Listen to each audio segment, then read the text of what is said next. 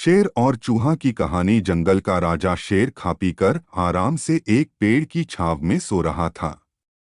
तभी कहीं से एक नटखट चूहा वहां आ पहुंचा और खेलने लगा। खेलते खेलते वह शेर के ऊपर चढ़ गया। कभी वह शेर की पीठ पर दौड़ता तो कभी सिर पर चढ़ जाता। कभी वह उसके कान पर झूलता तो कभी पूंछ से खेलता। उसे बड़ा मजा आ रहा है और उसकी उछलकूद बढ़ती जा रही थी। नटखट चूहे की धमाचौकड़ी से शेर की नींद टूट गई। आंख खोलकर उसने देखा कि एक छोटा सा चूहा उसके ऊपर खेल रहा है। उसे बहुत गुस्सा आया और उसने चूहे को अपने पंजे में दबोच लिया। शेर के पंजे में आते ही चूहे डर गया और थरथर कांपने लगा। शेर बोला, बदमाश चूहे, तेरी इतनी हिम्मत कि तू जंगल के राजा शेर की नींद में खलल डाले। अब तेरी खैर नहीं।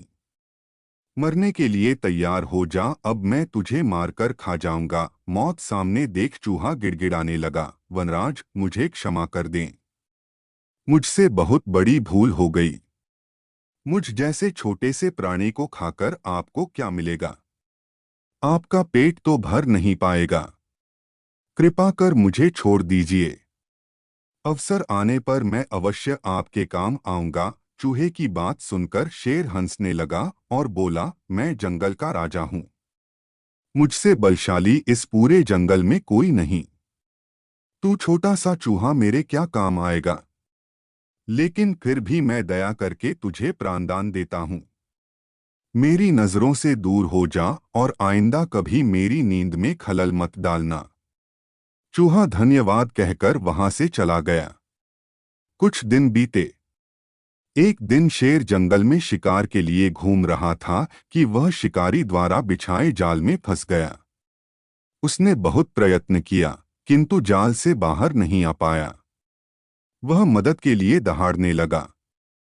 शेर की दहाड़ वहां से गुजर रहे एक चूहे के कानों में पड़ी।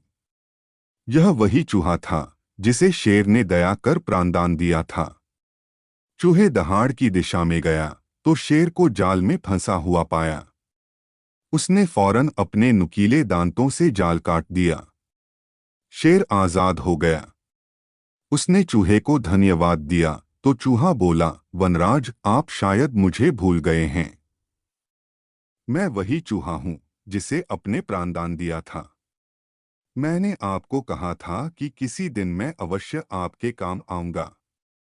देखिए, आज मैं आपके काम आ ही गया। शेर को वह दिन याद आ गया और उस दिन की अपनी सोच पर बहुत पछतावा हुआ कि जिस चूहे को उसने तुच्छ समझा था, उसी की सहायता से वह शिकारी से बच पाया है। सीख एक। बाहरी स्वरूप देखकर किसी की योग्यता का आकलन नहीं करना चाहिए। दो, उपकार कभी व्यर्थ नहीं जाता। किसी न किसी रूप में उसका फल अवश्य प्राप्त होता है।